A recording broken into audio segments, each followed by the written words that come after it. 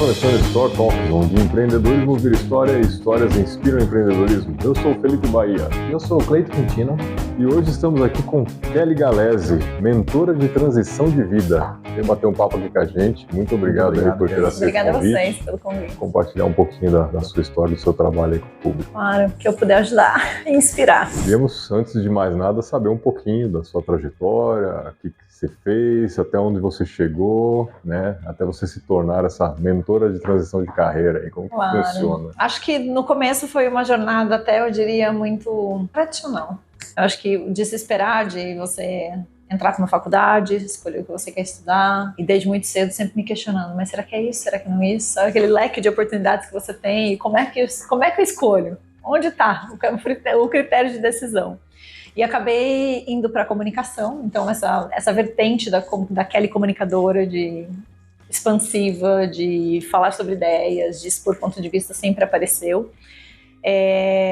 Na época eu comecei a trabalhar desde empresas, grandes empresas muito cedo, para quem é daqui da região, Caterpillar, acho que era uma das grandes empresas que todo mundo admirava. Todo estagiário todo estudante quer ser estagiário da Caterpillar. Pois comecei com estágio na Caterpillar. Fiquei muito tempo na área de comunicação, fui para uma vertente de marketing, acho que muito cedo até a inovação, eu digo que a inovação me encontrou. Não foi nem a Kelly que encontrou a inovação. E na época que eu comecei a atuar nessa área, era acho que meados de 2008.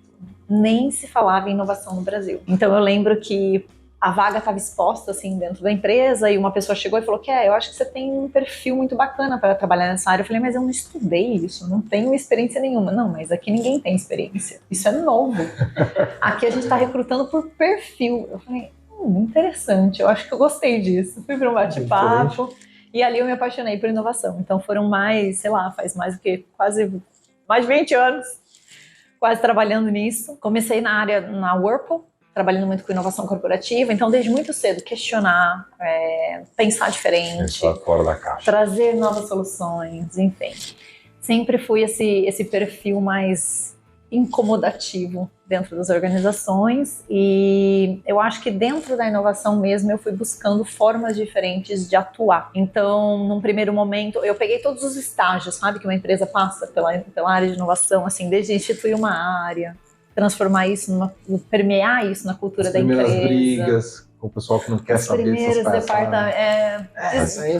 A diretoria totalmente tradicional.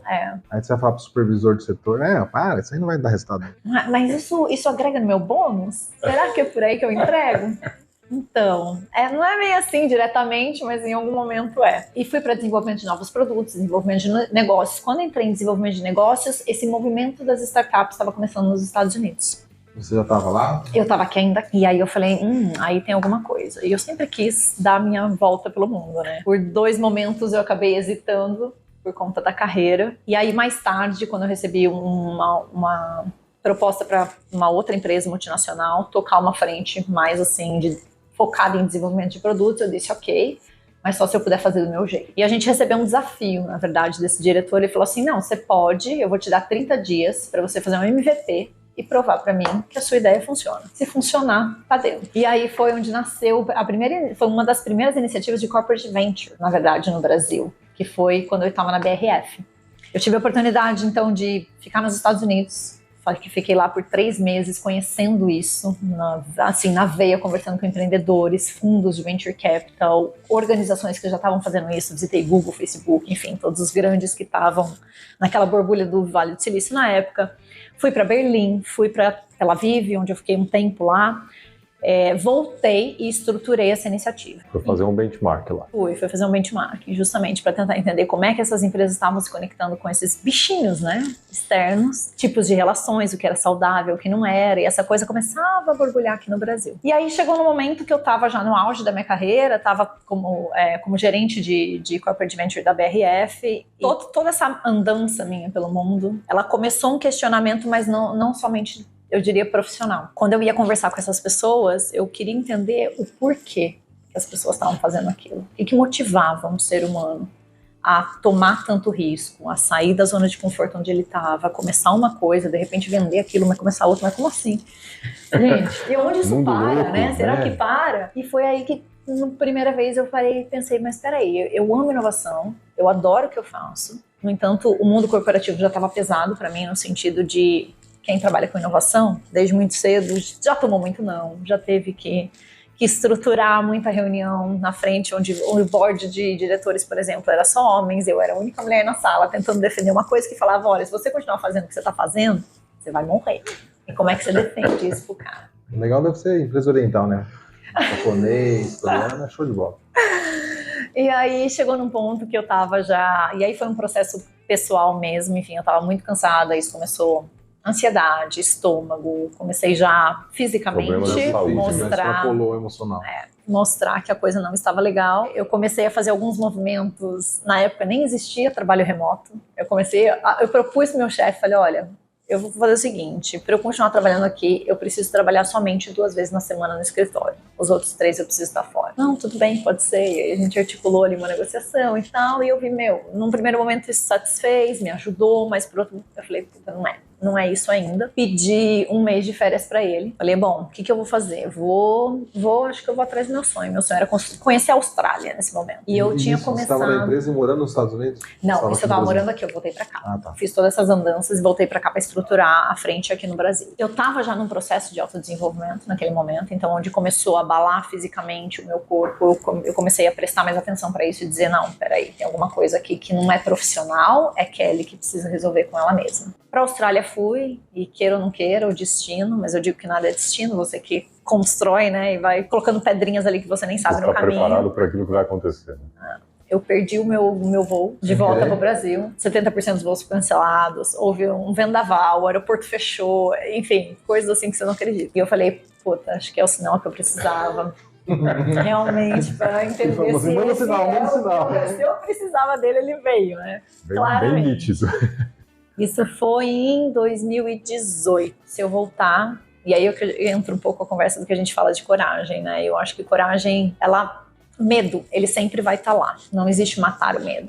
Mas eu acho que é aquele guarda-reio que vai levando a gente pela nossa jornada e dizendo, olha, você pode estruturar seu caminho por aqui ou não, aqui é um limite, aqui não é. Você vai encontrando esses limites e vai, às vezes, até transpondo, criando mais elasticidade ali dentro, né? E naquele momento eu falei, se eu voltar pro Brasil, vai ser mais difícil eu tomar essa decisão no Brasil. Então eu percebi que naquele momento a distância era algo que era saudável para mim. Eu disse, não volto. Liguei pro meu chefe, pedi demissão pelo telefone. Ele disse que eu estava louca. Ele foi o primeiro a dizer, você está louca. Eu vou te dar 1 semana para pensar. Quantos estar louca você ouviu nesse percurso? Você foi contabilizando. Mamãe acho que foi a única que não falou assim, você está louca. Ela falou, você está bem? Tá tudo bem mesmo? Você tem certeza do que você está fazendo? Assim, no mundo de quem empreende, isso já é algo que se ouve muito. Mas quando você está mexendo com inovação, com coisas que não existem, aí assim, vai pro psiquiatra. Não, e você estando na sua situação de uma grande empresa, uma multinacional, que a gente está falando, a BRF. BRF, tá? Cara, BRF, velho. Você é reconhecido em qualquer lugar. Eu trabalho na Caterpillar, pra mim é o mesmo patamar. Eu tava dando palestras, tava vindo para vários eventos, porque a gente estruturou uma frente que ainda era muito nova no Brasil, né? Então, as empresas, a gente tava virando tipo benchmarking para várias empresas no mercado. Você tava fazendo o que as grandes empresas nos Estados Unidos. Esse é o ponto. Eu acho que isso também foi uma coisa que disparou muito o meu processo nesse momento. Eu acho que essa questão de sempre olhar, e foram aí desde 2011, acho, 8 eu entrei, 11 eu já estava bem mais envolvida nesse processo, sempre fui cobrada, vamos dizer assim, né? Ou trabalhei para pensar antecipadamente, pensar no novo. Qual é o próximo? E aí eu virei um momento e falei, mas peraí, gente, eu tô sempre no próximo, será que eu posso viver o hoje em algum momento? E foi essa a tomada de consciência que eu precisei na minha vida, porque aquilo estava me criando uma ansiedade absurda, e é o que acontece com empreendedores durante a jornada. Sim. Quando você entra numa jornada dessa sem conhecer de fato, eu acho que menos habilidades técnicas, mas mais habilidades comportamentais, que é aí onde muita gente desiste e não consegue passar pelos altos e baixos da jornada. A gente fala muito isso, o problema maior é o comportamento. Porque a habilidade técnica se adquire muito fácil, o comportamento é muito difícil mudar. Tanto é que o treinamento que a gente fez lá era comportamental. Comportamento, atitude, essa habilidade com seus sentimentos, seus pensamentos, enfim, coisas que não são tangíveis, assim, né? Não adianta você fazer um cursinho online. Isso. te dá um start, mas não é a longo prazo. Até assim, fazer uma pergunta nesse sentido, né? Você falou do seu autodesenvolvimento. Você teve auxílio de alguém nesse momento? Tive, né? Inclusive ontem eu estava tendo uma discussão, um bate-papo com uma cliente minha, né? Ela veio para mim pedindo uma ajuda para desenvolver, estruturar o business com dela. Ela falou assim, mas Kelly, eu faço isso dentro da minha empresa. Como é que eu não consigo fazer para mim? Eu, meu filho, todo mentor tem mentores. Todo mentorado tem um mentor. Você, como mentora de outros, vai precisar ter um mentor para te ajudar nesse sentido. Porque cada um está num patamar diferente, né? Se levar a empresa de 0 para 100 é uma coisa, de 100 para 1000 é outra, de 1000 para 10.000 é outra, e cada um está numa fase. E isso né? é muito surreal, isso que a tua mentorando. Ela, nesse caso, ela é minha mentorada. Porque isso acontece muito. Teve uma colega que abriu empresa, sempre muito competente como empregada, abriu empresa, o negócio começou a degringolar, já não tinha padrão de horário de entrar, horário de sair, já foi saindo da curva. Desistiu, voltou a empregado, e agora o empregado está se destacando de novo, sempre a primeira a chegar, a última a sair, dar o sangue. Eu falei, cara, que legal, né? Por que você não fez isso pro teu negócio? Aí ela parou, eu não sei. Também não tem a resposta também. Foi só uma pergunta. É só uma pergunta, não tem a resposta. É um questionamento interessante, né? Por quê? Quando é o nosso, a gente trata de uma forma tão desleixada, assim. E aí você tá batendo meta, superando, mas o seu... Eu acho que é uma questão, talvez, às vezes, de você olhar e falar assim, eu sou capaz. E não é que você não tenha competência, mas é que são outras habilidades que a gente acabou de falar aqui. E numa empresa, talvez, você tenha alguém que te diga. Você tem alguém que conduz. E você não tem que se preocupar com o todo. Com tudo também. Você só isso faz é uma outra parte. coisa. Você, como criando um negócio, a gente fica se preocupando com tudo e ainda mais as coisas que a gente inventa. Né? É seu, né? Então, se você não fizer, não vai sair dali, né? Não tem coelhinho na cartola. Ou você paga alguém para fazer, mas você tem que saber, no mínimo, cobrar assim de fazer a cobrança. Funciona, tá fazendo certo ou errado. Exato. Mas é difícil. E aí, para isso, nós temos pessoas que ajudam, né?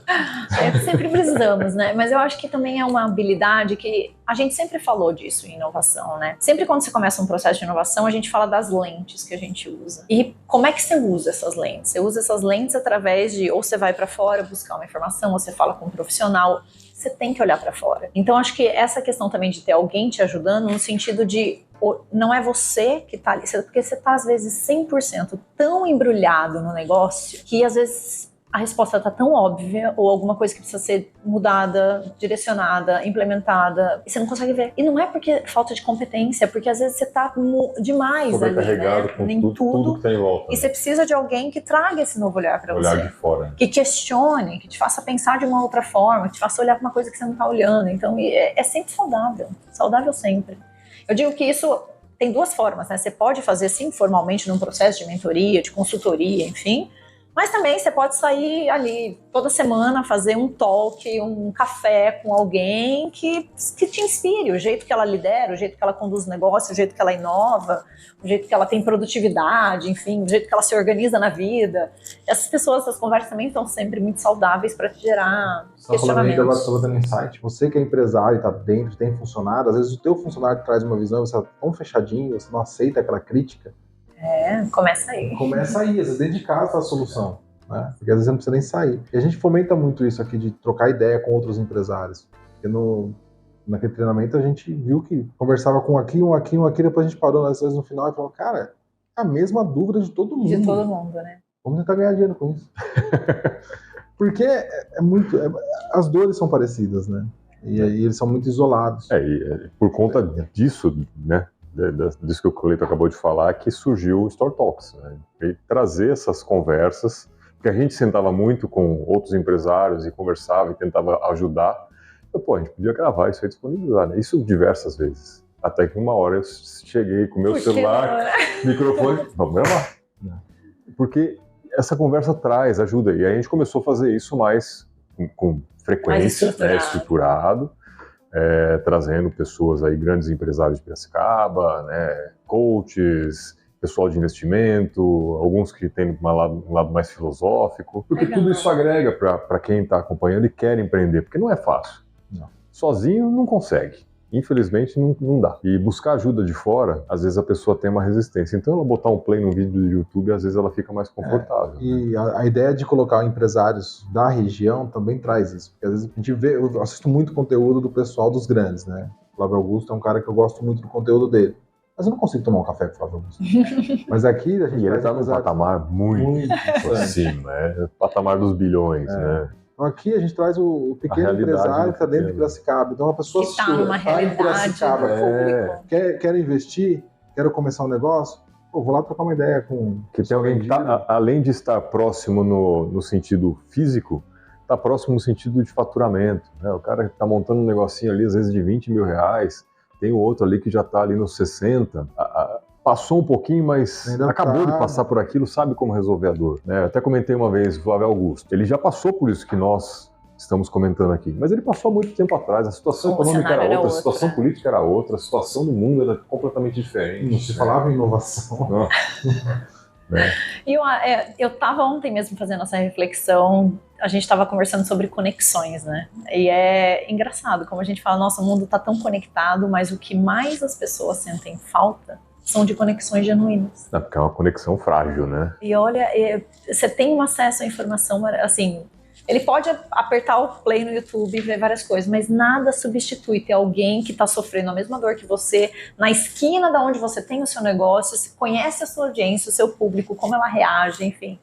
Então, acho que, vamos lá, Piracicaba acho que ajuda nesse sentido, né? Porque, queira ou não queira, ainda não é uma capital, São Paulo, então você tem ainda uma concentração ali de comportamentos e padrões que são muito comuns para vários negócios. Então, montar essa rede de conexão desses empresários, desses aspirantes a empreendedores, é uma rede de apoio super importante para quem está querendo ou já está nessa empreitada, né? Não, com certeza. Não é fácil porque a gente sente muita dificuldade das pessoas engajarem com isso, de se comprometerem, e aí é uma questão comportamental. Aí o que é uma conexão? Tudo começa se primeiro as pessoas querem receber antes de dar. Esse é o ponto.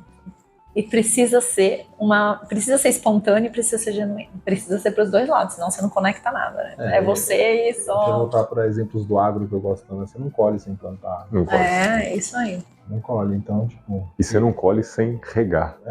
Tem todo um processo, né, para colheita, né? Eu peguei até um empresário do agro esses dias, ele falando assim, que aí vamos entrar no mérito de Deus e tudo mais. Ele pegou e falou assim, se você não acredita em Deus, não empreenda no agro. Porque a gente compra semente, a gente planta, a gente molha, a gente põe adubo, a gente faz todo um processo e a gente não sabe se vai ter safra no final para colher. A gente pode planejar tudo perfeitamente. Agora a gente tem o nosso produto aqui da empresa, trabalha com protetor solar para planta. E ele falou, essas últimas safras, o sol arrebentou com tudo.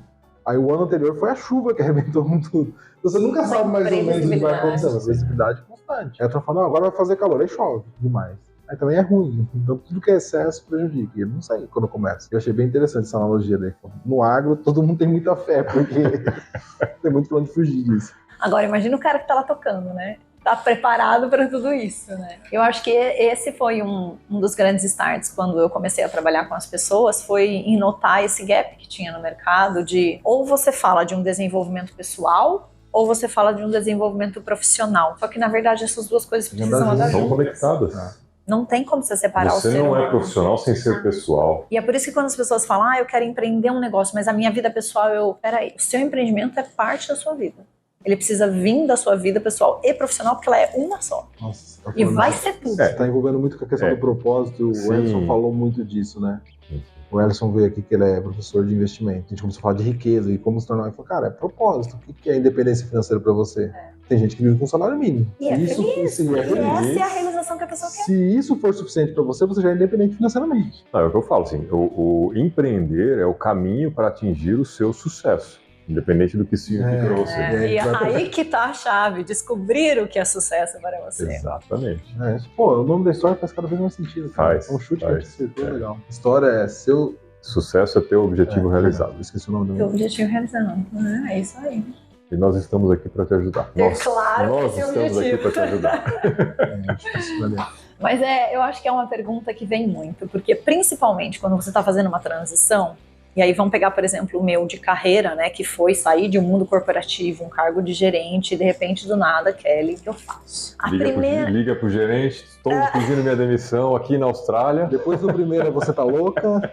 Ele me deu uma semana para pensar, eu liguei antes de semana terminar, 3 dias depois eu falei, resolvi ficar. Ele, tá bom, eu vou te deixar, como é que chama a licença? Eu vou te dar 1 ano de licença.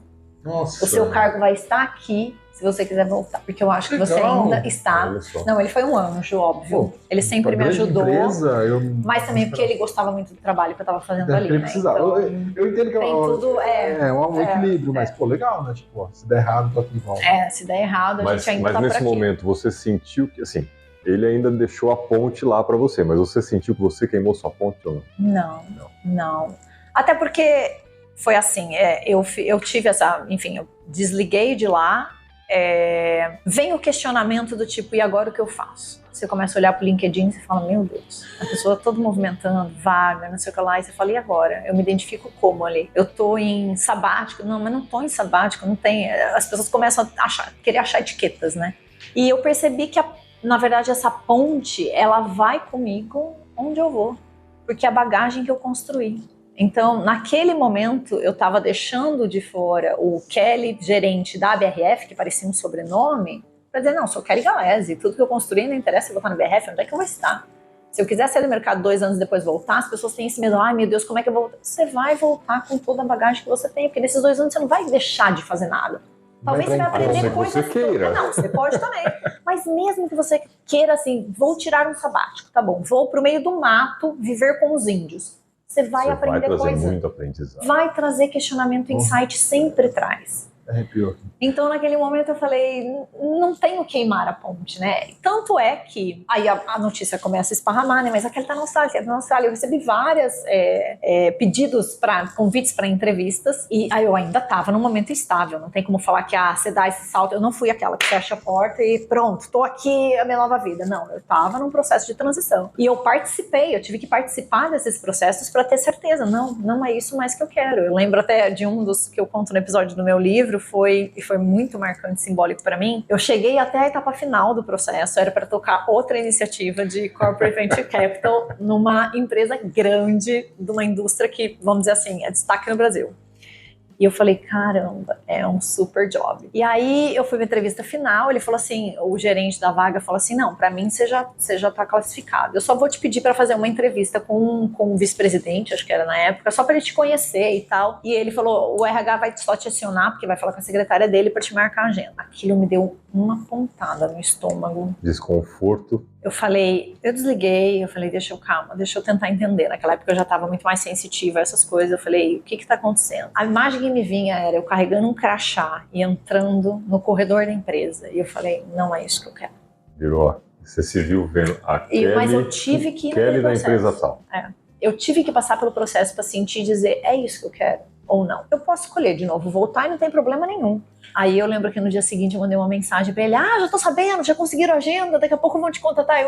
Eu preciso conversar com você antes. E aí ele falou assim, não, tudo bem, tenho agenda, daqui 2 horas, você pode me ligar, é um bate-papo rápido. Eu falei, não, é uma coisinha rápida e tal. Aí eu falei, olha... Nossa, tô pedindo demissão antes de ser contratada. Eu falei, Sandro, eu admiro muito, assim, eu tô honrada com a oportunidade que vocês estão me dando, é uma super iniciativa. Quem tá seguindo minha carreira, quem tá assim, né, nesse meio, iria amar, mas não é o meu movimento. Só que eu precisei ir por esse processo, e desculpa, assim, eu não vou dizer que eu desperdicei tempo, porque eu não desperdicei, eu precisei desse tempo para digerir, para ir para essas entrevistas e entender se isso fazia sentido para mim ou não na minha vida. E eu já esperava outro, você tá louca, né? Aí deu uma pausa, assim, ficou um silêncio na ligação. Eu falei, meu Deus, ou vem bucha ou ele. Obrigado, porque faz 3 anos que eu tô tentando fazer esse movimento na minha carreira e eu não consigo. E você me deu agora... Se eu precisava de um sinal na minha vida, esse foi o sinal. Aí eu lembrei, né? Eu falei, tá vendo? Uma vez que você é caminho, né? Para os outros de mensagens. Eu falei, Sandro, que assim, eu sinto que é esse momento e eu preciso ter coragem para fazer esse movimento. E eu sei o quão difícil é. Eu entendo você. Há 3 anos que ele já estava até acima de mim, né? Se para mim já estava difícil, imagina diretor, enfim. Aí ele falou assim, não, mas muito obrigada, entendo super, sempre que você precisar. E aí foi que eu falei, olha a ponte, sempre que você precisar, estarei aqui. Porque para mim não é aquele profissional que que hoje me inspira e tal. Eu falei, ótimo. Aí volta naquilo que a gente falou, você criou conexões genuínas. Sim. E é a bagagem, a tua experiência, eu acho que são... A gente fala muito em legado nas pessoas que a gente toca, né? E o seu trabalho é isso. No final do dia, não é o cargo que você teve na empresa. Enfim, os projetos que você construiu é lindo, mas aquilo morre, todo mundo esquece. O que não morre são as pessoas que você tocou, as pessoas que você ensinou, as pessoas que você ajudou. Principalmente, gente, estagiários que eu tive, trainees que eu tive, pessoas que comporam meus times no passado, são conexões que eu tenho mais genuínas. É porque é uma relação bem verdadeira, né? É. Fica pra sempre, não tem jeito. Quando a pessoa é boa, né? Quando eu acho que de... Mas eu acho que os dois troca, lados. né? De quando é de troca. Mas fica os dois lados. Talvez se você for um escroto... Também vai deixar. Talvez você não é mais aquela pessoa, mas aquele legado fica. Você vai deixar a marca, mas você não criou conexão. Você criou uma conexão ruim, mas você cria. Eu tenho, assim, chefes que foram muito ruins, eu lembro até hoje. E se alguém me perguntar, eu falo, cara, não, foge disso aí. E eu tenho, isso que você tá falando, eu tenho, na CJ que eu fiquei mais tempo, tem 2 moleques. E, estão lá até hoje. E eles me ligam, às vezes, tô fazendo aqui, me dá um conselho aí. Sempre vem, lembrei de você quando eu fui fazer tal coisa. E aí, como tá? Aí a gente troca uma ideia ali, não tem mais relação próxima.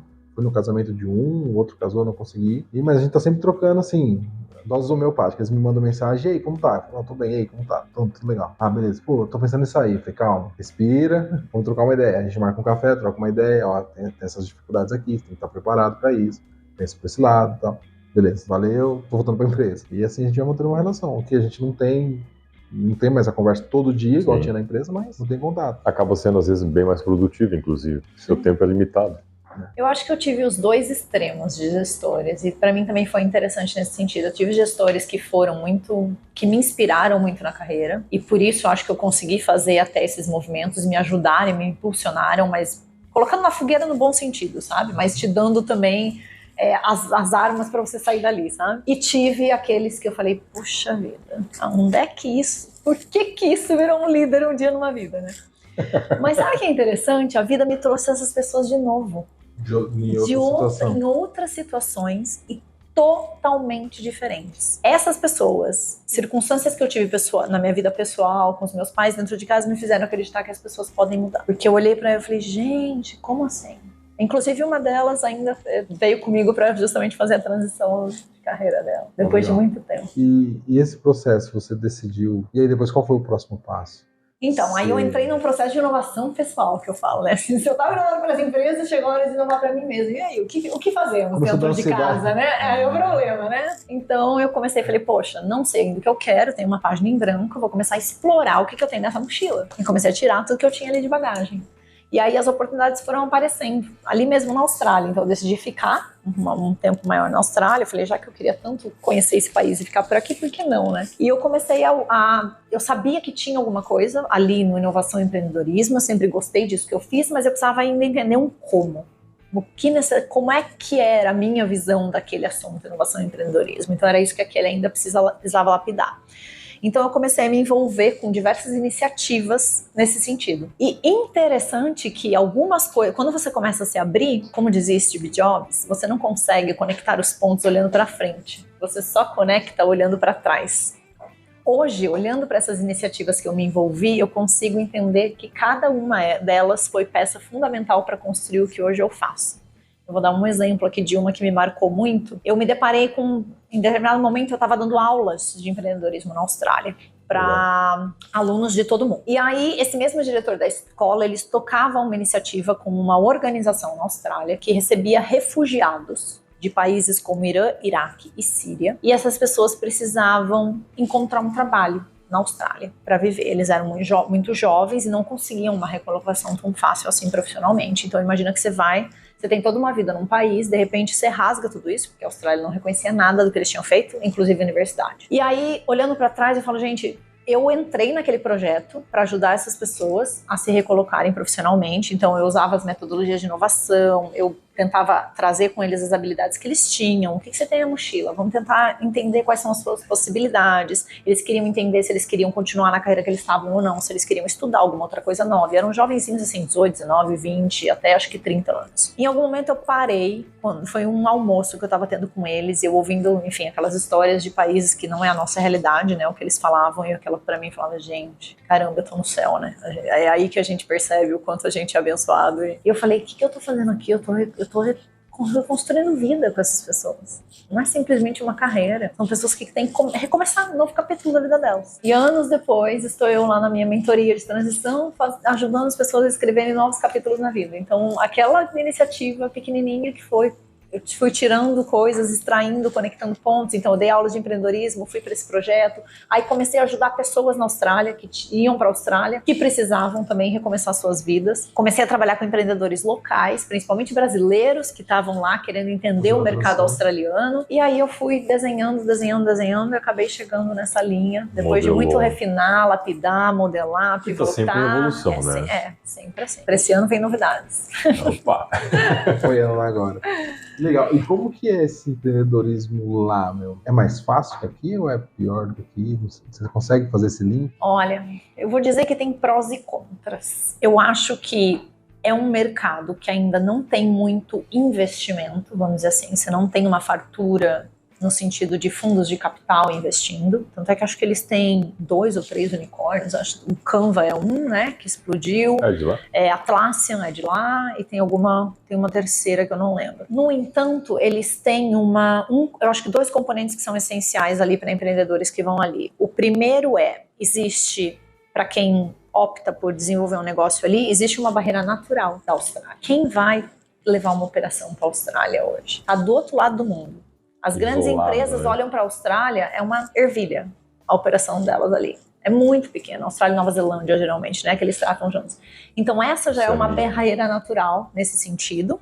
Então, se você, no primeiro momento, a gente nunca começa uma startup pensando, empreender um negócio pensando no global, né? Você começa sempre no local. Então, eu digo que esse é uma barreira que te ajuda positivamente. Por outro lado, é a riqueza de você ter um negócio em um país com tanta diversidade. Porque australiano é o que menos tem lá. Muito tem gente, né, de tudo quanto é canto do mundo. Então você tem uma riqueza de insights para lapidar o seu negócio no começo do processo que é incrível. E aí, gente, para trabalhar no seu time, enfim, ali vale longe, né? Não é só o consumidor, mas também diferentes culturas com a muitas inovação ideias, borbulha, né? Ela borbulha de forma mais genuína, natural, né? Vamos dizer assim. Então eu acho que tem prós e contras. Mas eles ainda estão, por exemplo, eu passei também aqui, não é fair a gente comparar Estados Unidos e Austrália, né? Eu passei por Estados Unidos, passei por Berlim, passei por Tel Aviv e fui para a Austrália. Eles estão atrás dos outros países. Não tem como eu falar que a Austrália está mais desenvolvida ou menos desenvolvida. Não tem. Mas o que eu aprendi é que existe um jeito de se fazer inovação e tocar empreendedorismo que está muito conectado com a cultura, a raiz, enfim, os valores que tocam aquele país, sabe? Então, nada vai ser igual. A gente fala, todo mundo tenta recriar o que é o Vale do Silício. Não vai ser a mesma coisa, não adianta, porque não vai. É totalmente diferente a dinâmica, né?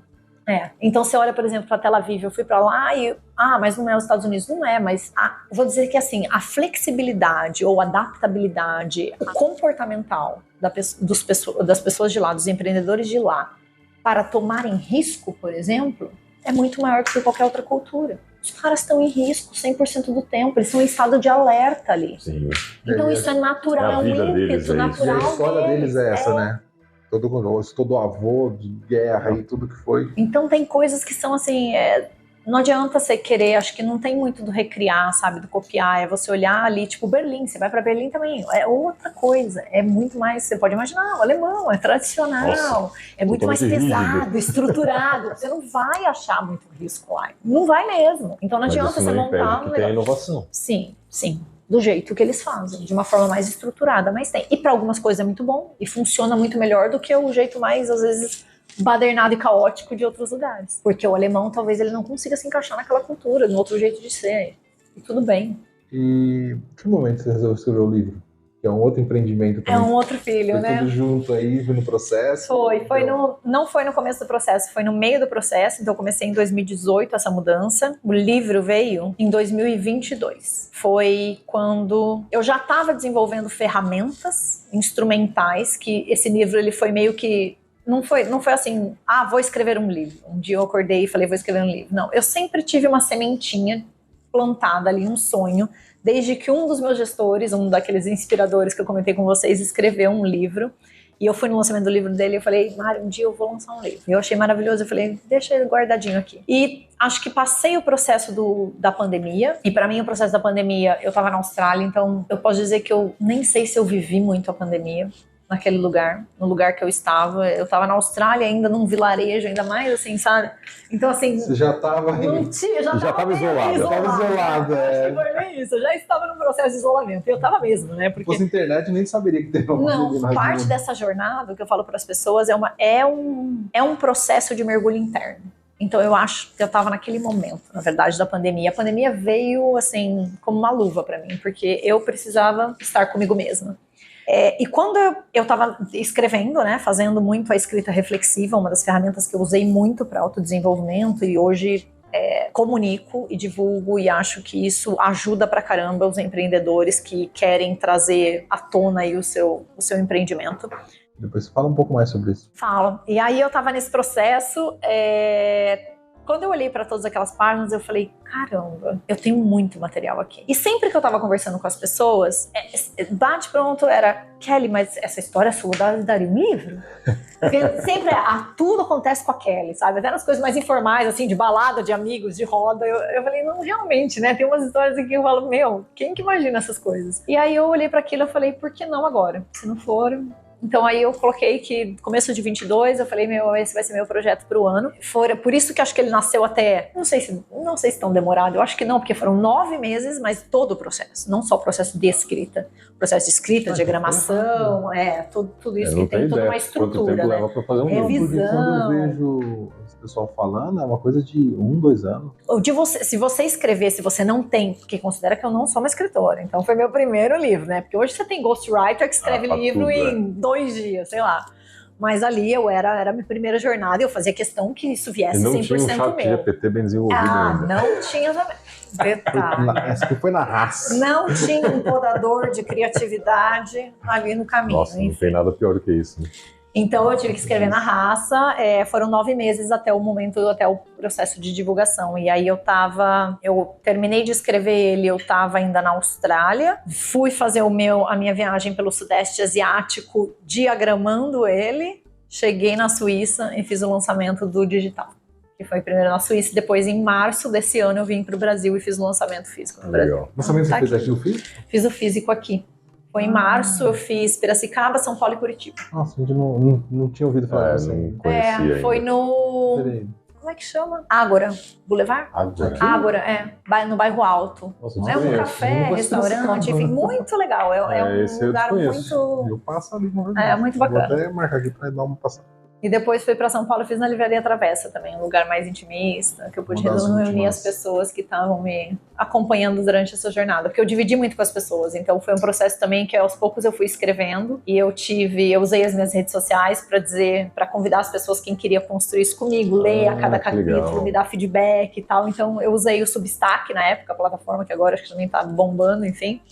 E eu trocava muito o conteúdo do livro com essas pessoas. Então eu também recebi muita interação durante essa jornada. Colaboração do público que te acompanha também tá aí dentro. Porque eu queria desde o momento que ele nasceu, era criar um diálogo com o leitor. Eu queria que fosse uma comunicação, um livro muito... que a pessoa lesse e se sentisse próxima. E eu tô super feliz porque é o feedback que eu mais recebo das pessoas. Nossa, Kelly, parece que aquilo ali tá falando comigo, sabe? Então é bem isso que eu vi essa semana, eu não sei quem que foi. Alguém que escreveu um livro também, mas ela pediu para as pessoas mandarem as perguntas que ele queria que ele respondesse. Ai, que legal. E no livro?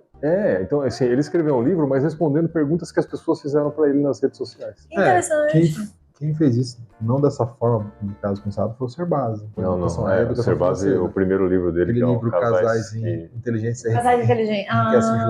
Ele respondia muito a carta de leitor, e-mail, e ele começou na época não era nas redes sociais, era carta, e-mail. Carta, e-mail, ele foi respondendo, e falou, peraí, juntou tudo. Tem um livro aqui. Deixa eu compilar o que o resto dos casais assim, gente. Todo mundo que produz conteúdo, que comunica hoje, tem pelo menos um livro ali para ser publicado. E hoje, inclusive, esse é um dos projetos que vem para 2024. Final do ano, sabe? Como que é os projetos? Esse é um dos projetos para 2024. Ajudar especificamente pessoas a transformarem conhecimento em produto, no caso um livro. Que eu vou estar numa parceria com a Sabrina, vocês conhecem a Sabrina Scarpari? Ela era colunista, já estava anotando para convidar. jornalista. É um bom convite, viu? Ela sempre teve a carreira como jornalista também. Viu aquilo, uma mídia quase que sumir, e aí o que eu faço? Teve que reinventar-se na carreira. E hoje ela trabalha muito com narrativa, storytelling. Então ela entra um pouco mais nesse tom, legal, e eu entro na questão de desenvolvimento, estrutura, estratégia e tal. Eu acho que o Polé já me falou dela. Também da Vatosa. Não, por incrível que pareça, não foi por causa do Polé conhecer ela, mas eles também se conhecem, então provavelmente deve ter comentado. Sabrina Scarpari. Tava com ela, inclusive, pouco antes de entrar aqui. Legal. No telefone. Vamos mandar um oi pra ela. Ela mesmo. Foi porque ele ficou no meu pé, eu chegava lá, tem um convidado pra você. No fim ele veio e o podcast dele deu ruim. Deixa eu gravar outro. Ele falou de você, aí eu falei, manda mensagem pra ela, presente, pra fazer um de campanha. Ele falou, não, eu vou mandar. Ele não mandava. Ela vai estar aqui no final do ano, mas ela vai embora em janeiro. Eu falei, então manda mensagem pra ela, pra marcar, pra não chegar de carão. Aí ele não mandava, eu comecei a seguir a tua página, eu vi que a Renata te segue. Aí eu falei, me ajudei. Aí ele também mandou o contato dela, tô seguindo ela, inclusive, aqui. Legal. Essa é bacana também. Ela tem um histórico muito legal e tá empreendendo. E ajuda empreendedores, então, também. Bacana. Não, vou chamar ela. Ela tem até em comum que segue ela.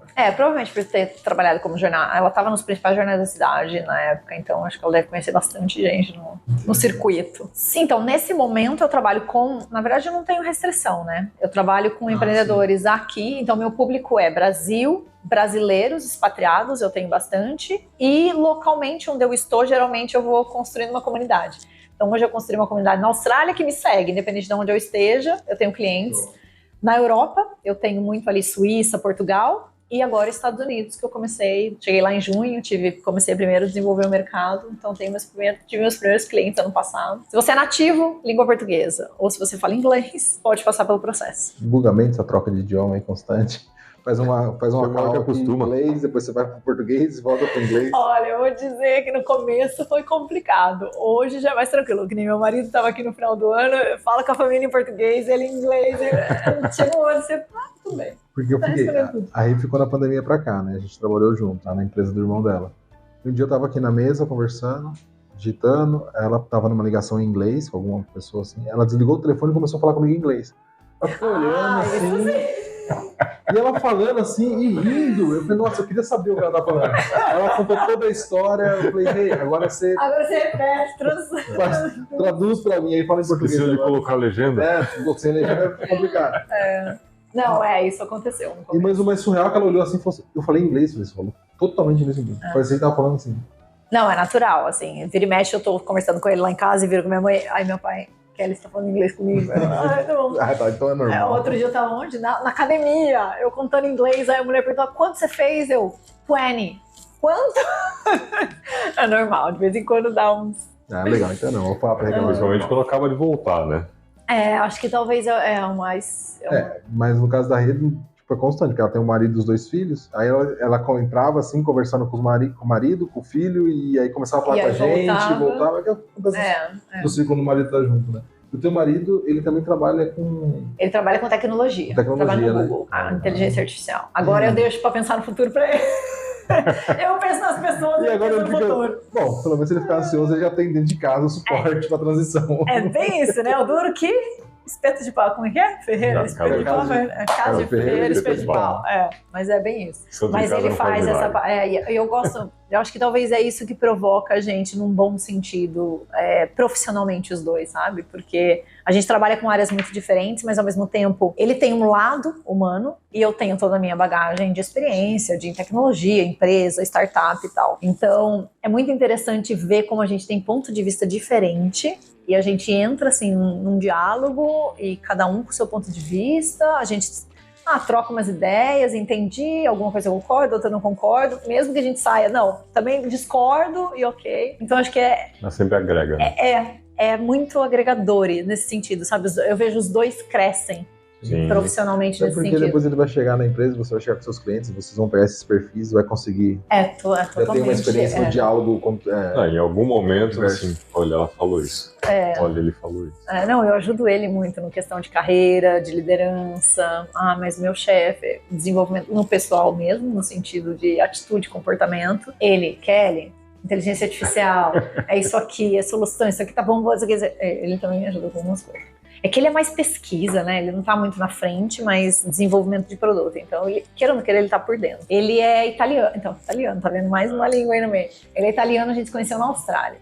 Nossa, que rolê. Na época que eu tava lá. Quase um se beber num caso, né? Um rolê totalmente aleatório, né? Foi lá no outro lado do mundo pra conhecer.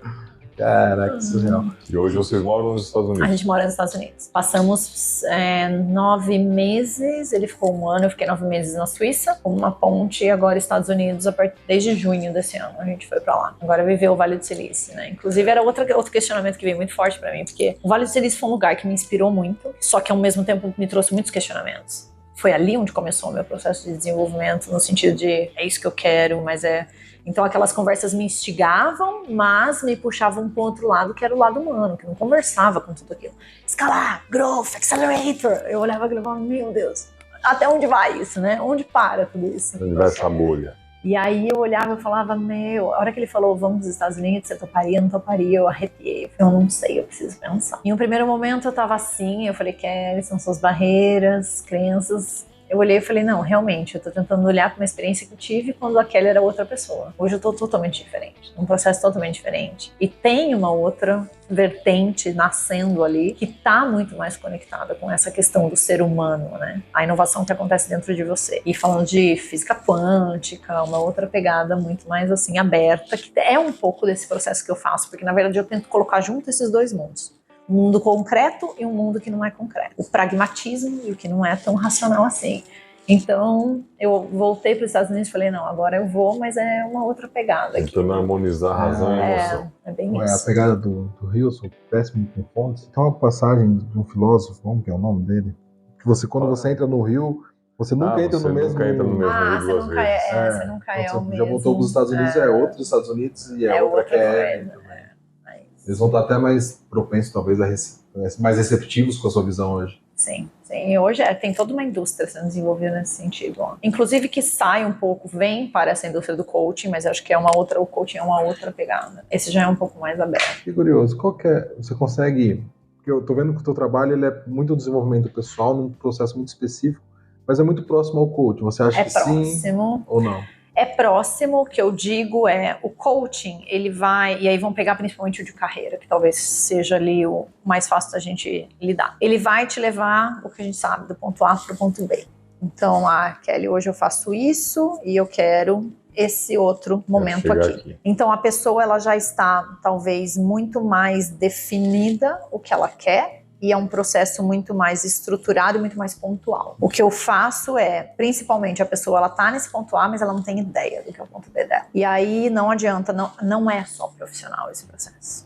Esse processo tem que voltar pro humano, tem que voltar pra essência, tem que voltar pra ela. Então esse mergulho que eu trago hoje, que é o que diferencia o processo no final, quando você olha para o processo completo. Porque eu coloco junto desenvolvimento de carreira, desenvolvimento de novos negócios, aí depende do que você quer, a transição que você quer, mas antes de a gente entrar nessa transição, a gente vai descobrir o que é de fato que você quer, que é a base, que é ter clareza do teu norte, do enredo da tua história, que eu falo, né? Porque a gente vai voltar para a tua história de vida, e eu uso uma ciência que é chamada antroposofia, a ciência, que é uma ciência espiritual. Então ela já tem uma pegada mais lógica, mas ao mesmo tempo mais aberta, que usa os ciclos de desenvolvimento do ser humano como desenvolvimento de si próprio. Então a gente vai voltar para a sua história de vida e vai analisar todos os seus ciclos de desenvolvimento para achar essa linha que conecta todos esses pontos. Essa linha que você está construindo, que é o norte do seu caminho. E a partir dessa clareza, aí sim você pode dar o segundo passo. Porque às vezes as pessoas, é essa falta de confiança que não deixa a pessoa sair do lugar. Essa falta de clareza, do tipo, tá, mas essa ideia, mas pode ser aquela também, mas aquilo também eu tive vontade um dia, mas meu amigo tá fazendo aquilo e me convidou pra... E aí? Então a gente volta, dá um step atrás e começa ali do que é mais básico. O coach ajuda você a subir a escada. Você Eu, na verdade, faz a pessoa construir a escada. É mais ou menos isso. Porque a escada, porque pra mim, assim... A escada que ela nem conhece ainda. A jornada, ela não é... Eu não posso limitar somente do A e do B. E daí, toda vez que essa pessoa for quiser ir pro C, ela vai ter que ir de novo. E do Construir D, tudo não. de zero. Ela tem que criar a própria base pra construir. A sua vida é uma jornada de transição sempre. Vai ser sempre. E é complexo isso porque fez em outros países também, então a gente vai quebrar a barreirinha do o Brasil é complicado. Porque a gente sempre fala Tem sua particularidade, né? Mas assim, tipo, é geral então. Porque É geral. eu tenho uma preocupação. Só é diferente, né? Eu tenho uma preocupação com meu filho muito grande, porque ele tem 14 anos. E aí eu fico, cara, o que orienta ele a fazer? Porque eu sou contador de formação, mas eu não cresci, eu vou ser contador. Meu sonho de infância, brincar com o calculador. O caminho que aconteceu. Foi acontecendo. E a gente vai acontecendo. Aí eu tenho essa preocupação com meu filho. Cara, como que eu oriento ele? Como que eu ajudo ele a enxergar? Porque, eu não faço nem a mínima ideia, eu não tive essa experiência. E aí quando eu converso com outras pessoas, muitas pessoas são assim, né? Já Estão fazendo o que estão fazendo e nem sabem por quê. Por quê? E é essa a pergunta que trava. Por que você faz o que você faz? Eu falei isso para um desses moleques que eu treinei na CJ. Eu lembro que ele era guarda-mirim, e aí ele entrou, foi efetivado. E ele, nossa, quero ser efetivado, tal. E começamos a trabalhar. Eu gosto muito de TI, acho que vou fazer faculdade de TI. Tá, legal, mas... Por quê? Aí, não, porque eu quero ganhar mais dinheiro. Mas você sabe que você vai dar uma queda inicialmente, né? Por quê? Eu falei, porque hoje você está numa área que é contabilidade. Já tem experiência, já tem 3 anos, você 4 anos de faculdade, você precisa desse emprego para pagar a faculdade, e daqui 3 anos o salário vai ser maior. Você só se planeja direitinho, porque lá na frente vai ser mais difícil para você sair. Porque se é dinheiro que você está focando, quando você for pedir demissão, talvez a resposta não seja essa. Seu salário vai sair de 3 para 1,5 quando você entrar em TI iniciante. Fazer um estágio, de repente, não remunerado. Então você pensa. Planeje. Quer fazer, faz, mas planeja. Hoje eu tenho uma bagagem que talvez eu trataria diferente esse conselho, mas eu, na época não tinha conhecimento nenhum. Você só reflete melhor o que você vai fazer, porque de repente, se é dinheiro que vai te prejudicar, se depende disso aqui. Ele vai fazer contabilidade, então. Então, tipo, eu e ele, nós dois fizemos contabilidade, meio que foi. Eu acho que nenhum contador, se você não precisamos chamar mais contadores aqui, acho que nenhum falou, meu sonho é ser contador. Sonho é ser contador. Já conversamos com alguns, né? Já. E não era o sonho, né, galera? Quero entender a tributação brasileira. Não é normal. Não é normal. Não, eu mesmo. acho que se eu pudesse incentivar, e hoje o que eu, talvez, assim, meus afilhados, meus primos mais novos, quando a gente conversa sobre isso, ainda muito jovens, eu sempre encorajo eles que eles explorem. Explorem o máximo que vocês puderem, porque infelizmente a educação fecha, a universidade fecha.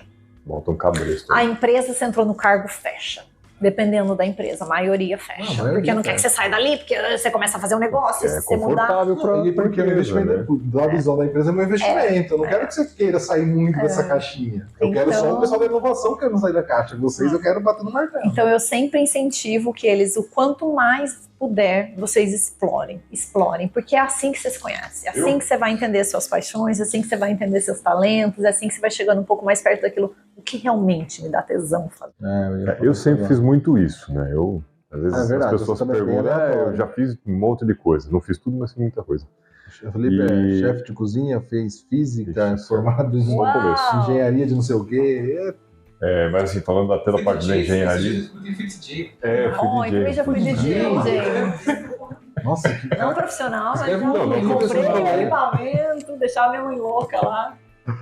Escreve outro livro desses rolês aleatórios da outra rolê. Quando eu concluí a engenharia, porque eu voltei a estudar, eu já tinha 28 anos, na sala que molecada estava ali com 17, 18. Né? E eu já tinha meu negócio, né? E comentava com o pessoal ali que ia fazer estágio, porque eu não tinha como fazer estágio. Né? Pô, eu tenho minha empresa, tenho minha família para sustentar, tenho filho, tenho esposa e tal. E aí eu falava, molecada, vocês vão fazer estágio? Fique 6 meses numa empresa, vá 6 meses para outra, muda de cargo, muda de função, pra vocês se conhecerem. Mas não adiantava. Eles entravam no primeiro estágio ganhando lá R$1.000, o sonho era ser efetivado para ganhar R$1.500. Analista aí, Sabe? Vai conhecer, explora um pouco mais. É isso que eu falava. Mas eu acho que mas é difícil, complexo, porque é o que você falou. A escola botou um cabresto na gente. A cultura do Brasil, por exemplo, quando você olha no europeu, isso é totalmente diferente. Vê o Erasmus mesmo, uma iniciativa que eles têm gigante. Porque eles precisam, né? Eles precisam trocar.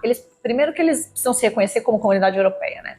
Então, por isso, o Erasmus, ele nasceu nesse sentido. O Erasmus é um programa que você vai estudando em diversos países e vai, enfim, trabalhando e tal. Tem toda uma pegada de desenvolvimento de você como ser humano e não só profissional. Então, você pode perceber que a maior parte dos europeus, ele entra no mercado de trabalho às vezes muito tarde. Ó, o meu marido, por exemplo, ele foi estudar, sei lá, ele foi trabalhar com 20 e poucos anos. Eu comecei com 17 estagiando. Esse caminho aí que a gente descreveu agora. É outra realidade. Mas porque lá eles são incentivados a isso também. Mas e também o Brasil não é uma pegada da questão incentiva. Financeira. Estrutura, tem tudo isso. Que daí você tem um programa Cleiton que entrou para trabalhar porque precisava sustentar a família também. Não, também. Tem toda uma questão estrutural que é economia, enfim, tem todas as outras coisas. Mas acho que quando as pessoas têm oportunidade, também não é todo mundo que faz. Porque assim, eu tava conversando isso com o Rodrigo mesmo, da MG. Irmão da Renata. Ele tá contratando 2 estagiários lá. E aí a gente fica conversando sobre isso. Cara, como que vai fazer com esse pessoal aqui? Será que eles têm aptidão? Aí teve uma estagiária que ela desistiu no meio do processo, uma candidata. Ela fez a entrevista, o Rodrigo falou, é essa que eu quero. A menina é muito boa, assim, encaixa. É o que aconteceu com a Kelly.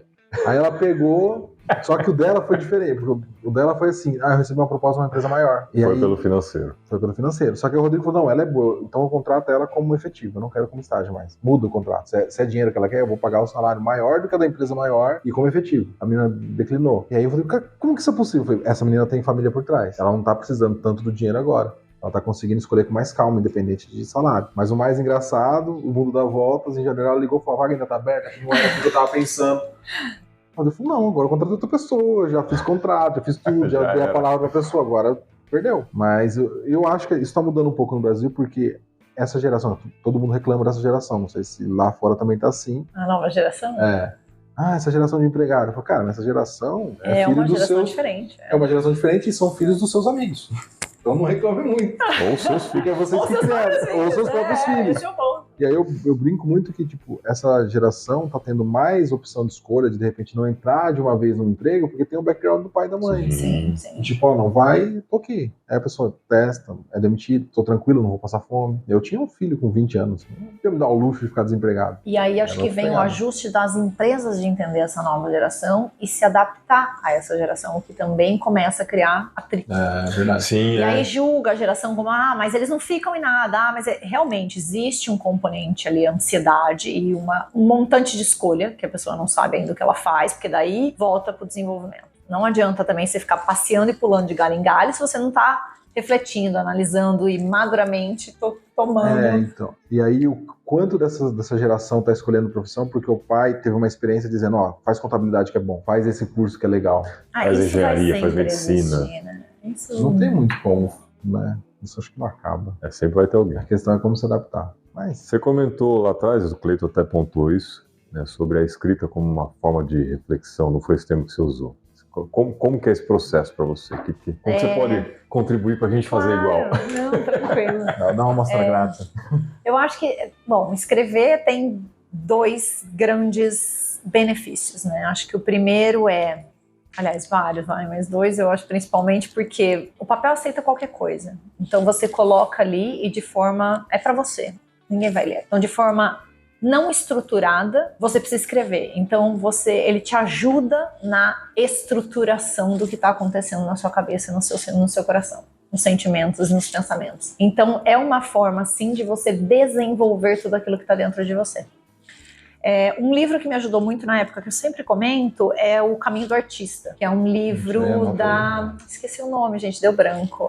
Julia Cameron. E ela traz duas ferramentas principais, e naquele momento era muito voltado para artista, mas a Kelly nem queria ser artista, não era nem isso, mas criatividade estava muito ali como uma das plataformas minhas, de olhar e explorar novas possibilidades do que seria a Kelly profissional daqui para frente. Então eu falei, poxa, faz sentido eu ler esse livro, um amigo meu me sugeriu, e aí a escrita reflexiva é uma das ferramentas que ela traz no livro como algo que você deveria fazer todo dia para se conhecer melhor. Um diário. É o antigo diário. Eu acho que é o antigo diário. Só que o diário, ele era mais... não, acho que pouca gente. Então, ele evoluiu, né? Porque o diário, ele era mais... Virou um vlog. Narração, vamos dizer assim, narrativo. Olha eu, narração. Narrativo. Então você narrava o seu dia, o que acontecia. No começo você vai fazer isso? Vai, porque você olha para aquele papel, quem nunca escreveu vai falar, o que eu escrevo aqui? Eu falo, gente, escreve o sol, como você acordou, você abriu a janela, o que você viu? No começo vai ser assim. Só que aí o próprio, você vai desenvolvendo e a própria prática, constância de você ir lá pro papel todo dia, vai evoluindo o que você está escrevendo ali. Daqui a pouco você está refletindo sobre as coisas que você fez, você está analisando as coisas, as escolhas que você tomou, as atitudes, e aí vira uma ferramenta grátis de autodesenvolvimento. Então tem jeito de se desenvolver. Não adianta falar que não tem dinheiro para pagar mentoria, não tem dinheiro para ir para terapia. Tem jeito. Porque, sempre gente, tem. Eu fiz terapia e você só fala também, ela só vai tirando. Ela só vai falando. No final, quando você sai dali e fala, tá, eu decidi o que eu vou fazer com a minha vida. Demora, tá? E fui eu que sai caro. E no final das contas você fala, peraí, eu resolvi tudo sozinho. Então, você tá falando de diário, bem legal que o digital tá... Gente, tem várias ferramentas surgindo para isso agora. O iPhone agora, fez a atualização, chegou lá, diário, é uma ferramenta pra você escrever. Recebi ontem, eu tô no inglês, chama journal, porque em inglês a gente fala do journaling. Provavelmente as pessoas devem ter visto muito isso. Eles acabaram de implementar. Implementou. Agora, você acha que tem diferença na escrita no digital, no celular, pelo papelzão ali? Acho que faz diferença? Uma pessoa de inovação falar isso, mas eu digo, eu respeito a tecnologia, eu gosto da tecnologia como meio. Veio mais a matar tudo. Mas tem coisas que eu não gosto de o papel e o lápis. Eu sigo. A ferramenta mais barata. Tem um livro que eu tô lendo que porque eu acho que papel tem e lápis é a ferramenta mais barata ali, sabe? Onde você coloca, você escreve, rabisca. É diferente. Que nem ler livro pra mim. Eu tive uma barreira super pra ir pro digital. E ainda tem livros que eu não gosto de ler no digital. Eu não consegui não vou ler. Aqueles que eu sei que eu quero tipo, grifar, não, isso aqui eu posso conectar, vai me dar muito insight, não vai ser um livro digital. O seu, inclusive, eu comprei no digital. Eu também não gosto do digital. Porque quando eu entrei aqui não tava com a opção do físico. Físico. No Brasil, né, não tá só. Aí na hora que eu peguei, eu tava vendo o teu podcast, você participou aqui também. Aí você falou com o físico, peraí, eu acabei de comprar o digital. Vou imprimir também. Porque eu realmente não gosto. O que eu li de digital foi Harry Potter, mas eu já sabia a história. Pra mim são umas coisas mais assim, pragmáticas, sabe? Pontuais, assim. São leituras mais até técnicas, eu acho. Que eu falar, uma coisa que técnica. Eu faço no digital. É mais assim. Então, assim, eu recomendo pra quem nunca fez, começa no papel, sabe? Que não é a mesma coisa. Hoje eu sou nômade, né? Então eu não posso carregar. Antes eu tinha, quando eu comecei. Gente, vocês têm noção do que eu tenho pra transformar nesse livro? Eu tenho, tipo, papel sulfite, que inclusive eu trouxe na minha mala dessa vez, porque eu falei, vou guardar isso no Brasil, onde eu vou guardar. Os manuscritos originais. Eu olhei uma coisa engraçada até, eu ia digitalizar tudo aqui. Quando eu cheguei lá num lugar que eu achei perto de casa para digitalizar, e a pessoa me cobrou $300 para digitar aquilo, eu fiz as contas e eu falei, não, eu acho que eu não vou digitar, eu vou pôr na mala e tudo bem, eu vou despachar. Digitaliza com... E aí, hoje eu uso não é um iPad. Kindle? Ele não é um Kindle, ele é um caderno digital, na verdade. Ele é um caderno digital. A experiência é muito... Se bem que o Kindle agora... Não é o Kindle, tô mentindo. Acho que o Google lançou que a experiência da caneta tá inclusive melhor do que eu tenho. Mas na época o Google não tinha uma solução, então eu ganhei de presente essa, justamente para não precisar carregar mais. Olha que o papel virou. Você tá com cara do marido, tô cansado dessas malas, meu. Eu carrego. Chegava no aeroporto, tinha que pegar 2 carrinhos. Sobrava pra ele. O marido tecnológico, às vezes é isso. Ele olhou para aquilo, a primeira vez que a gente discutiu, ele falou, mas você vai levar isso na mala? Eu falei, não, podemos deixar, rasga. Não, você não tá entendendo o valor disso, emocional. Não posso deixar isso pra trás. A hora que eu coloquei aquilo na mala, ele falou, você tem noção de que isso vai pesar na mala? Aí acho que ele, tá bom, já sei o que eu vou te dar de presente de aniversário. A cara não. E o mais surreal, assim, quando você pensando pra frente, é que como você tá com esse arquivo físico, daqui a algumas centenas de anos, alguém pode achar isso. Imagina! E de repente você o livro e... O que é isso? Será que era uma história de quê? Vai reescrever o livro. Vai reescrever, vai relançar. Então, isso aqui era o manuscrito de uma deusa. Essa história. Por quê? É o que aconteceu mitologia. É o que aconteceu com o Mais Esperto que o Diabo, do Napoleão Hill. Napoleão Hill. Só foi lançado depois que ele morreu, muitos anos depois que o filho dele achou. Vários livros são assim, gente, se bobear. Que ele escondeu aquilo, não queria. Tá vendo? O que vai ser isso no futuro? Vai estar perdido nessa nuvem, cloud. Então, mas alguns físicos vão estar perdidos aí também, vai ser bem interessante. Aí o pessoal vai digitalizar, subir e jogar fora. É que na cloud ninguém vai conseguir achar, né? Ninguém vai achar, esse é o ponto, né? É protegido, né? Vai ter uns... É o quê? É protegido. Bom, quero ver como vai ser a partir de agora a indústria também disso, porque com a história de ChatGPT...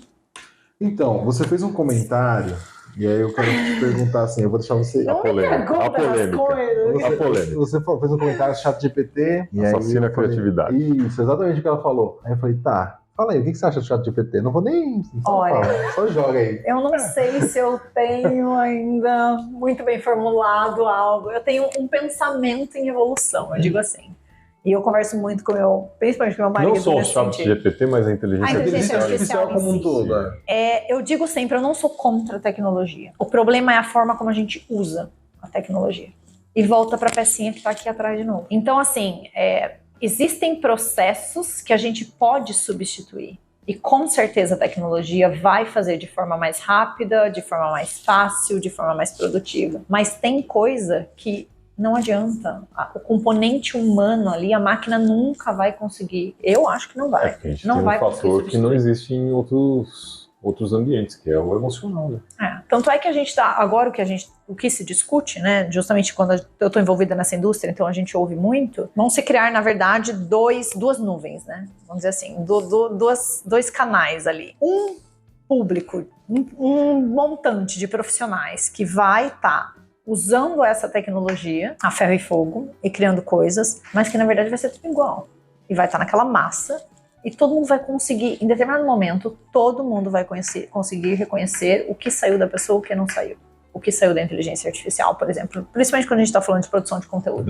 E aquilo que é autêntico, aquilo que é a expressão que sai de dentro de você. A inteligência não consegue trazer o seu estilo de escrever, a forma como você se comunica, o jeito que você quer falar com as pessoas, o modo coloquial de ser, o nosso modo brasileiro, o jeitinho.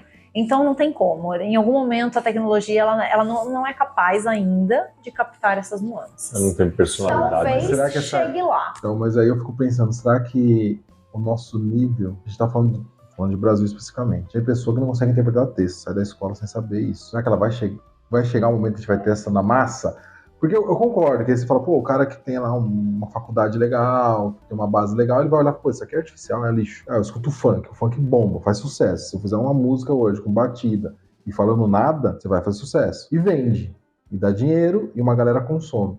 Tem uma massa que é um pouco mais crítica, né? Você vai falar, a música tá regredindo. Eu vi uma matéria outro dia falando, as letras de música hoje tem menos versos e menos contexto. São palavras soltas, né? E aí o mais surreal é que, por exemplo, você tem no tradicional no Brasil, você tinha lá o sertanejo, que era uma música que sempre contava uma história, ela sempre tinha um contexto, fazia você pensar... Era uma história, a música era uma história. Era uma história. Normalmente uma história de chifre, mas era uma história. E vendia. Não, as originais não, era a história do sertão mesmo. Bem de raiz. Você tem basicamente uma poesia cantada. Cordel. Quase nessa pegada do cordel. Hoje você olha pro sertanejo, que tá movimentando rodeios e grandes festas, é um funk. É um funk só adaptado. Muda a batida. Muda um pouco a batida, muda um pouco as palavras ali, traz um duplo sentido, mas é um funk.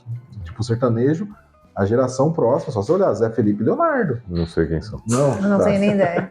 Mas, é o filho tudo volta assim. O filho do Leonardo. Então, sempre vai ter espaço para tudo. Eu também acho. E vai ter mercado para tudo. Aí eu volto, depende do que você quer produzir, de quem você quer tocar e o que você quer causar. Cada vez mais define a persona de forma... Voltando pra persona. Aí acho que volta, é uma questão de realização consigo mesmo. Se você se sentir realizado fazendo isso, as pessoas que vão te seguir, quem vai estar junto com você, trabalhando com você, você sabe que é aquilo. E você pode estar feliz com aquilo, e tudo bem. Não tem certo ou errado. Por isso que eu falo muito de autenticidade. Eu acho que é uma coisa que cada vez mais vai estar, assim, gritante, sabe? Olhos nus, porque a tecnologia, ela, por um lado, ela ajuda em determinadas coisas, mas outras ela ajuda também a dar de nitidez no que é o que não é. Começa a criar essa separação, sabe? Muito claramente do que você consegue fazer ou não. Então, assim, não sou contra usar ChatGPT. Para muitas coisas ele é viável, ele te ajuda, ele acelera dá produtividade, o processo, Mas assim, use como meio, não como fim. Sempre tem o seu toque, a forma como você fala. Enfim. Até porque tem que saber fazer a pergunta certa, senão ele não vai te trazer nada também, útil então, também. aí volta, né? Então aí você vai entender. Então você para de estudar, se ser criativo, desenvolver sua criatividade para desenvolver prompt. Agora precisa aprender sobre prompt. Eu já vi um pessoal falando que, sim, para você usar uma ferramenta dessa, você tem que ter toda a base de conhecimento para você conseguir extrair. Para você explorar ao máximo. Você acaba agregando valor para a ferramenta. Exato. Eu vi o Karnal fazendo uma análise desse tipo. Ele colocou questões e pro ChatGPT sobre filosofia e sobre o conteúdo que ele dava em sala, e ele pegou as respostas para avaliar. Ele falou, olha, se fosse aluno meu do ensino médio, eu consigo enxergar um monte de falha na resposta da ferramenta, como eu tenho uma base de conhecimento, uma reflexão tão profunda de todos os tipos de autores, eu consigo olhar isso aqui e falar, foi uma máquina que respondeu com conteúdo de internet. Mas isso aqui para o mestrado não serve, isso aqui para uma graduação não serve, mas para o ensino médio serve. Isso aqui perfeitamente seria uma resposta de um aluno de ensino médio. E a pergunta... Só que é uma pergunta que um aluno de ensino médio não conseguiria fazer. Então, mas aí que tá. Ele jogou perguntas, questões de prova, de conteúdo nesse sentido. Para ele olhar e falar assim, tá, se um aluno tentar me enganar, ele falou, seria enganado. Porque não tem a profundidade no ensino médio. E é justamente a galerinha que vai usar de forma desenfreada.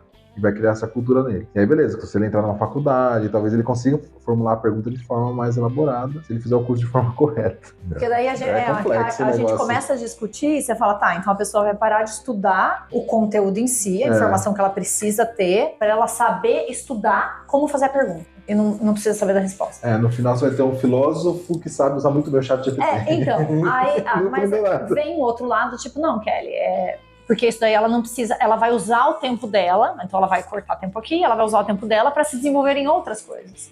O meu questionamento é, temos estrutura para desenvolver essa pessoa em outras coisas? A escola está preparada? O governo está preparado? O país está preparado? Esse é o ponto. Não, mas a gente vai tirar os profissionais de base, vai tirar os motoristas, enfim, vai dirigir tudo automático, e aí essa pessoa vai ganhar espaço no mercado de trabalho. Ela não está pronta. Fazer o quê? Ela não está pronta. Então aí foi um questionamento que a gente, enfim, não chegamos a uma conclusão. Não tem. O Danilo seria interessante o Danilo aqui, porque o Danilo, meu sócio, a gente fica brigando direto sobre isso. Direto. Aí eu acho que vai ser interessante ver o que vai acontecer. Porque na minha tese, eu falo, cara, eu acho que a ferramenta já está pronta. Nas minhas teorias das conspirações que eu crio, as empresas chegaram para os governos e falaram assim, tem essa ferramenta que vai simplesmente colocar todos os motoristas na rua. Os governos falaram, tá, quando você quer, pra você não divulgar ela. Porque eu não estou preparado para receber essa galera que não tem informação, e aí eles não vão ter renda, e eu vou ter um problema social ferrado. É uma teoria minha. Não, eu te pago pra você deixar escondidinho. Solta um pouquinho. Soltou esse chat GPT, já causou um furdunço. Já os contadores, nos grupos, falam, gente, esse negócio aí faz contabilidade.